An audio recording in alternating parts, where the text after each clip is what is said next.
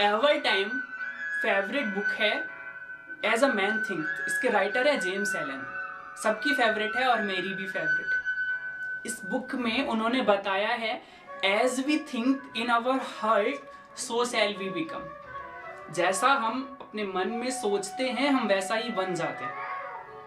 आइए इसको डिकोड करते हैं। देखिए, एक प्रूवन टेक्निक है कि if we live with 5 idiots then we will be 6th.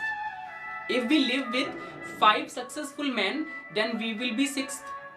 And if we live with 5 millionaire then we will be 6th. यानी हम जैसे 5 लोगों की कंपनी में रहते हैं वैसे ही हम हो जाते हैं।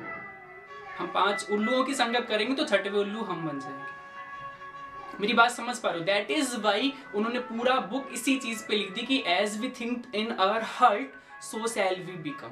एक स्टोरी मैंने लगाई थी कुछ दिनों पहले कि अवर माइंड, हम जो सबसे ज्यादा रहते हैं ना वो हमारे माइंड में रह रहे होते हैं। सोचिएगा, हम सबसे ज्यादा अपने माइंड में रह रहे होते हैं, सबसे ज्यादा यहीं पे तो हम सोच रहे होते हैं। तो इसलिए इसको एक नाइस प्लेस बनाइए रहने के लिए। और इस पर मैं और बात करूं कि हम जैसे लोगों के साथ रहते हैं वैसे बन जाते हैं। तो अगर मैं अपनी बात करूं तो सत्यम सबसे ज्यादा किसकी संगत में रहता है? वो 5 लोग हैं उनमें अगर सबसे ज्यादा हम किसी की संगत में रहते हैं तो हम खुद की संगत में रहते हैं। या जैसे रमन है, रमन सबसे ज्यादा किसकी संगत में रह रहा है? या मीरा सबसे ज्यादा किसकी संगत में रह रही है? वो अपनी खुद की संगत में रह रही है। हम सबसे ज्यादा बात खुद से करते हैं, हमारे सबसे ज्यादा सीक्रेट हमको खुद को पता है। एक ऐसा चेहरा होता है जो दुनिया में किसी को नहीं पता होता, केवल हमको पता होता है, हर इंसान का।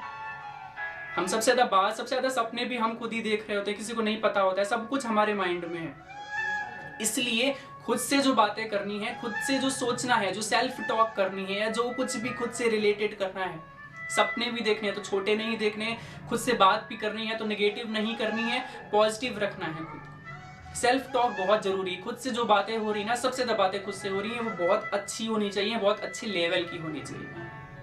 Then the success will be yours. और फिर जैसा हम सोचेंगे वैसा ही होगा।